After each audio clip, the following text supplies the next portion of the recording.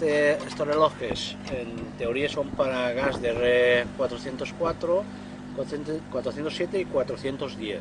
Esta máquina es más antigua y es de gas R22. Entonces, en teoría, este reloj no es el adecuado para esta máquina. Pero nos sirve para ver cuándo se ha tragado el gas. Una vez que ya no suba más, en teoría ya ha hecho el vacío, ya que esta máquina de instalación solo tiene pues como mucho un par de metros de instalación. Nada, pues ahora cerramos el grifo de baja, que es el de la tubería gorda, y ya podemos disponernos a apagar la máquina.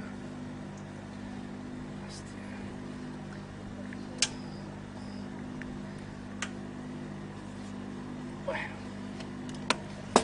bajaré a apagar la máquina.